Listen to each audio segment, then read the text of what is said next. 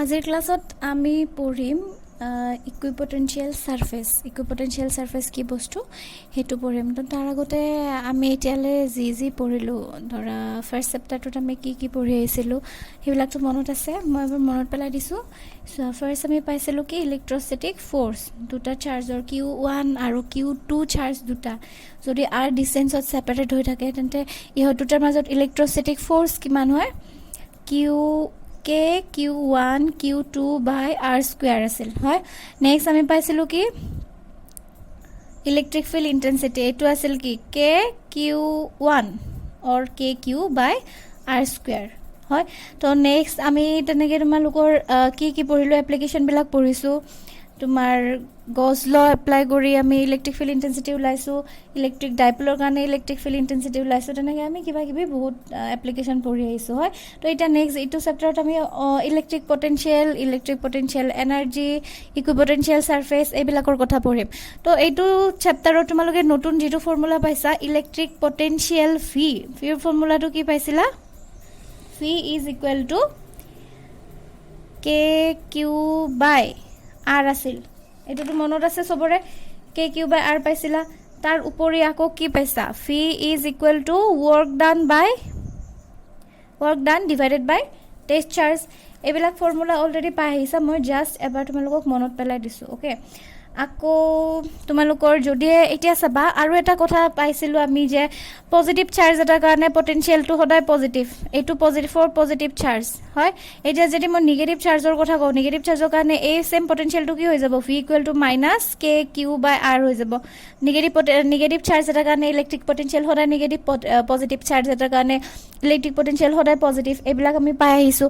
Again ইনফিনিটিত potential কিমান? ইনফিনিটিত electric potential 0। এই চববিলাক আমি এবাৰ পঢ়িছোঁ। নেক্সট আমি পঢ়িলোঁ যে relation between electric field and potential gradient. এতিয়া চোৱা, পটেনচিয়েল গ্ৰেডিয়েণ্ট বস্তু এটাৰ পটেনচিয়েল গ্ৰেডিয়েণ্ট মানে কি? পটেনচিয়েল গ্ৰেডিয়েণ্ট বুলি ক'লে তুমি কেনেকৈ বুজো আমি? ভি বাই আৰ। এতিয়া চোৱা, তোমালোকে ৰেট বুলি ক'লে কি বুজা? যদি এটা বস্তু with respect to time change হৈ থাকে। এতিয়া চোৱা, এইটো মই rate of change of distance টিৰে ডিভাইড কৰিছোঁ, rate of change of velocity টিৰে ডিভাইড কৰিছোঁ। মানে আমি যদি টাইমেৰে ডিভাইড কৰোঁ আমি কি পাওঁ? বস্তু এটা ৰেট পাওঁ ন। এতিয়া গ্ৰেডিয়েণ্ট ৱৰ্ডটো কেতিয়া আহিব? যদি আমি তাক ডিষ্টেঞ্চেৰে ডিভাইড কৰোঁ। এতিয়া যদি ভেলচিটি গ্ৰেডিয়েণ্ট বুলি কওঁ ভি বাই এক্স বা V by R or D V by D x. আমি যদি ভেলচিটি গ্ৰেডিয়েণ্ট বুলি কওঁ আমি কেনেকৈ বুজিম যে ভি মানে ভেলচিটি, এক্স মানে ডিষ্টেঞ্চ যদি হয় তেন্তে ভেলচিটি গ্ৰেডিয়েণ্টটো কেনেকৈ লিখিম? D V by D x. এইটো ভেলচিটি, হা। এতিয়া চাবা, এতিয়া পটেনচিয়েলৰ কথা আহিল। পটেনচিয়েলটো আমি ভিৰে ইণ্ডিকেট কৰোঁ, নহয় জানো? গতিকে ইলেক্ট্ৰিক পটেনচিয়েল বুলি ক'লে কি আহিব? With respect to distance D V by D X বা ডি আৰ, তোমালোকে যিমান ডিষ্টেঞ্চ নোলোৱা কিয়। এতিয়া এইটো আৰু ইলেক্ট্ৰিক ফিল্ড ইণ্টেনচিটিৰ মাজতো এটা ৰিলেশ্যন পাইছিলোঁ, লাষ্ট ক্লাছত দিছিলোঁ। সেইটো কি আছিল? E is equal to minus d V by d r. এইখিনি লাষ্ট ক্লাছলৈকে আমি এইখিনি পঢ়ি আহিছোঁ। আৰু এটা হোমৱৰ্কো দিছিলোঁ। তাৰপাছত electric potential due to dipole at any point পঢ়িছোঁ, হয়। তো চাবা, আমাৰ আজিৰ চেপ্টাৰটো হ'ব কি? ইকুইপটেনচিয়েল সাৰফেস, ঠিক আছে। তো চাবা, ইকুইপটেনচিয়েল সাৰফেস এই নামটোতে আধা বস্তু সোমাই আছে। ইকুইপটেনচিয়েল সাৰফেস।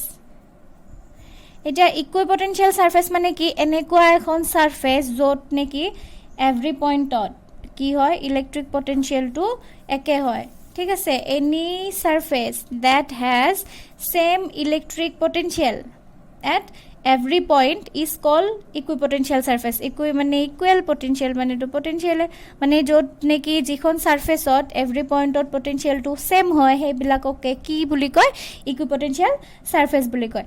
চ' এতিয়া ইম্পৰ্টেণ্ট কেইটা হ'ল, ইকুইপটেনচিয়েল সাৰফেসৰ প্ৰপাৰ্টিজ কিছুমান পাম।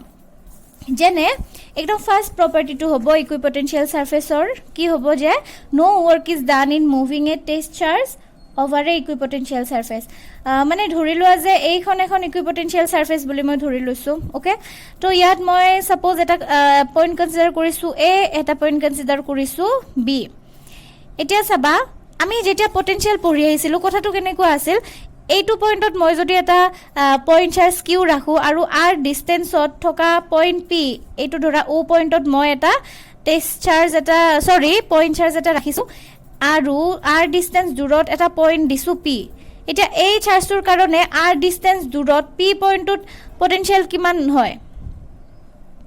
কে কিউ বাই আৰ হয় নে নহয়? সেইটো আমি ধৰা ভি বুলিয়ে ইণ্ডিকেট কৰিম ইলেক্ট্ৰিক পটেনচিয়েলটো। তো এতিয়া চাবা এ পইণ্টত এটা ইলেক্ট্ৰিক পটেনচিয়েল থাকিব ছাপ'জ ভি এ, বি পইণ্টত এটা ইলেক্ট্ৰিক পটেনচিয়েল থাকিব ছাপ'জ ভি বি। ঠিক আছে, তো এতিয়া ইয়াত ধৰি লোৱা মই চাৰ্জ এটা ৰাখিছোঁ, এই চাৰ্জটো মই এৰ পৰা বিলৈকে নিম, নহ'লে চাৰ্জটো বিৰ পৰা এলৈকে আনিম, যিয়ে নকৰোঁ কিয়। ঠিক আছে, ধৰি লোৱা যে চাৰ্জটো মই কিউ চাৰ্জটো এৰ পৰা এ পইণ্টৰ পৰা বি পইণ্টলৈকে ট্ৰান্সফাৰ কৰিম। তেতিয়া কি আহিব? পটেনচিয়েল ডিফাৰেঞ্চ আহিব। পটেনচিয়েল ডিফাৰেঞ্চ কি হ'ব? পটেনচিয়েল ডিফাৰেঞ্চ আমি কেনেকৈ পাওঁ? চাবা, এটা চাৰ্জ ৰাখিছোঁ কিউ এ পইণ্টত, এই চাৰ্জটো মই বি পইণ্টলৈকে নিব লাগে, মানে ইনিচিয়েল পইণ্ট হৈছে এ, ফাইনেল পইণ্ট হৈছে বি। এতিয়া এই পইণ্টটো ইয়ালৈকে নিবৰ কাৰণে আমাৰ কি কৰিব লাগিব? ৱৰ্ক ডান কৰিব লাগিব, হয়। তো এতিয়া ফৰ্মুলাটো কি আছিলে যে ইয়াত চোৱা, এইটো হৈছে ফাইনেল পইণ্ট। এতিয়া যদি আমি পটেনচিয়েল ডিফাৰেঞ্চ চাব যাওঁ, পটেনচিয়েল ডিফাৰেঞ্চ কেনেকৈ লওঁ? ফাইনেল মাইনাছ ইনিচিয়েল, মানে V B minus V A is equal to কি? Work done. কি ৱৰ্ক ডান? এই কিউ চাৰ্জটো নিবৰ কাৰণে যিমানখিনি ৱৰ্ক ডান কৰিব লাগে সেইটো। ছাপ'জ এইটো কিউ জিৰ', কিউ নট বুলিয়ে ধৰিছোঁ, টেষ্ট চাৰ্জ বুলিয়ে ধৰিছোঁ, হয়। এইটো আছিল পটেনচিয়েল ডিফাৰেঞ্চৰ ফৰ্মুলা। এইখন কিন্তু ইকুইপটেনচিয়েল চাৰ্ফেচ আছিল, মই এইটো কৈ দিছোঁ। ইকুইপটেনচিয়েল চাৰ্ফেচত দুটা পইণ্ট ৰাখিছোঁ, এ পইণ্ট এণ্ড বি পইণ্ট। এ পইণ্টত এটা চাৰ্জ ৰাখিছোঁ কিউ, এতিয়া এই চাৰ্জটো মই এৰ পৰা বিলৈকে নিব লাগে। তো ফাইনেল ইনিচিয়েল পইণ্ট হৈছে এ, ফাইনেল পইণ্ট হৈছে বি। এ পইণ্টত অলৰেডি এটা পটেনচিয়েল কি ক্ৰিয়েট হৈ আছে? ভি এ, বি পইণ্টত আছে ভি বি। গতিকে চাৰ্জটো এৰ পৰা বিলৈকে নিবৰ কাৰণে আমাৰ পটেনচিয়েল ডিফাৰেঞ্চ কিমান হ'ব? V B minus V A is equal to W by Q হ'ল। তো এতিয়া চাবা, এই মই ইয়াত কৈছোঁ যে ৱৰ্ক ডান ইজ জিৰ' বুলি কৈছোঁ। ৱৰ্ক ডান কেনেকৈ জিৰ' হ'ল চাবা। এতিয়া মই যদি ৱৰ্ক ডান উলিয়াব লাগে কি হ'ব? Q naught into V B minus V A. কিন্তু ইকুইপটেনচিয়েল চাৰ্ফেচ মানে মই কৈ থৈছোঁ যে যিটো চাৰ্ফেচত এভৰি পইণ্টত পটেনচিয়েল ছেম, সেইটো হ'ব ইকুইপটেনচিয়েল চাৰ্ফেচ। এতিয়া ভি এ আৰু ভি বিটো মানে কি? ছেম হ'ব। গতিকে একে বস্তুৰ পৰা একে বস্তু মাইনাছ কৰিলে তুমি কি পাবা? জিৰ' পাবা। তো কিউ নট ইনটু জিৰ' মানে কি হৈ গ'ল? ৱৰ্ক ডান জিৰ' হৈ গ'ল। তাৰ মানে ইকুইপটেনচিয়েল চাৰ্ফেচ এখনত কি ৱৰ্ক ডান সদায় কি হয়? জিৰ' হয়। ইকুইপটেনচিয়েল চাৰ্ফেচ এখনত কৰা কাৰ্যৰ পৰিমাণ সদায় কিমান? সদায় জিৰ'। ঠিক আছে, বিকজ ইয়াত V B is equal to V A, যিহেতু ইকুইপটেনচিয়েল চাৰ্ফেচ। এইটো আছিল এটা প্ৰপাৰ্টি। নেক্সট প্ৰপাৰ্টি কিছুমান পাবা, electric field is always normal বা always perpendicular to the equipotential surface at every point.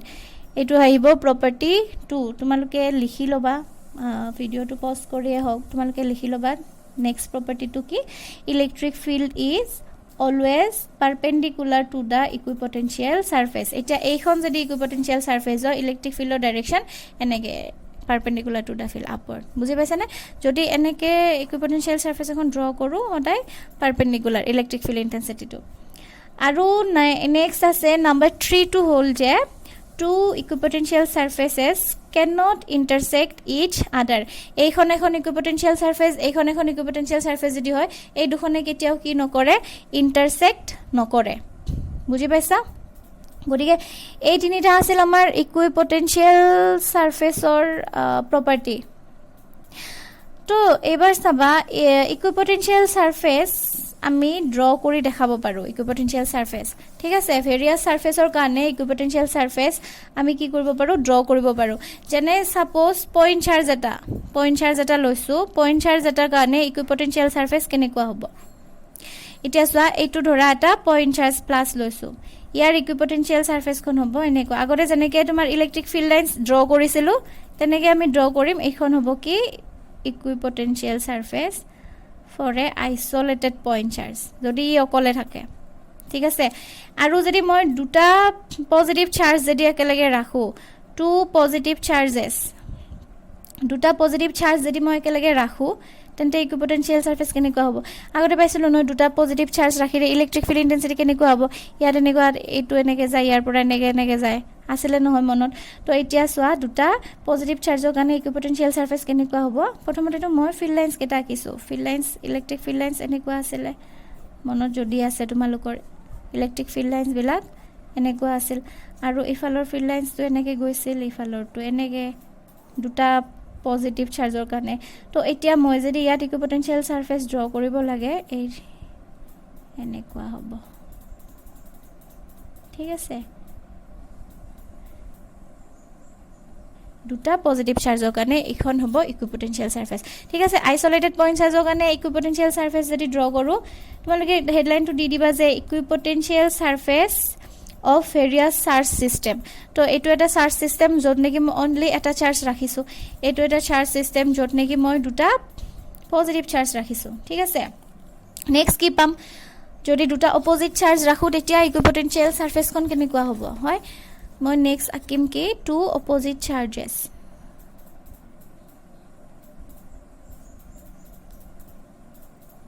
Two opposite charges কেনেকুৱা হ'ব ধৰা এটো পজিটিভ চাৰ্জ আছে এটো নেগেটিভ চাৰ্জ আছে ইলেক্ট্ৰিক ফিল্ড লাইনস কেনেকুৱা হৈছিল always directed from positive to negative এনেকুৱা আছিল তো এতিয়া ইয়াৰে ইকুইপটেনশিয়াল সাৰফেস কোন কেনেকুৱা হ'ব ইফালে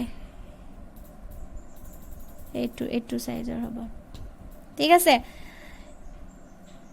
এনেকুৱা হ'ব ইকুইপটেনশিয়াল সাৰফেস কোন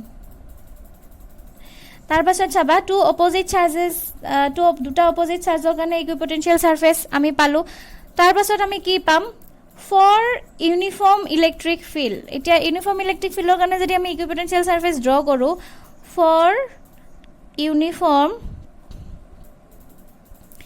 ইলেক্ট্ৰিক ফিল্ড কেনেকুৱা চাবা ইকুইপটেনশিয়াল surface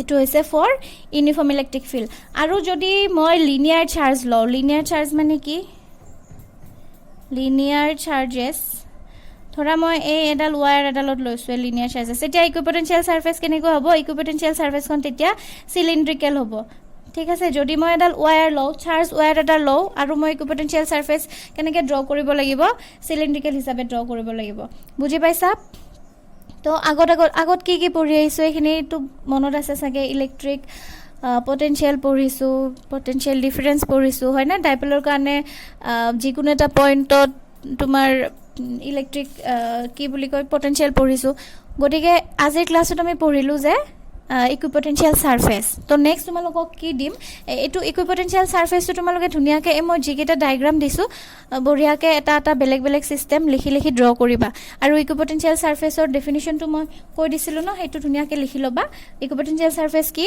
any surface that has same electric potential at every point is called an equipotential surface next property jigeta dilu property geta dhuniya ke likhi loba tinita property aru tar pasot equipotential surface of various charge system beleg charge system or kane equipotential surface tu ki koriba draw kori loba to next tumalogok porham electrostatic potential energy ঠিক আছে ইলেক্ট্ৰোস্ট্যাটিক potential energy পঢ়াম হেতু হ'ব next ক্লাছত তো আজি এখিনিয়ে পঢ়াইছো এখিনি তোমালোকে ধুনিয়াকে নোট ডাউন কৰি মোক তোমালোকে হোমৱৰ্ক হিচাপে দেখুৱা আগতো হোমৱৰ্ক বহুতে দেখুৱাই নাই গতিকে মই কোৱাই বাদ দিছো গতিকে এইটো ক্লাছ সবে ধুনিয়াকে লিখি লবা অলপ নোটস ৰিলেটেড এই ক্লাছটো হেকানে অলপ শৰ্টটো হ'ল এখিনি লিখি লৈ মোক দেখাবা এজ হোমৱৰ্ক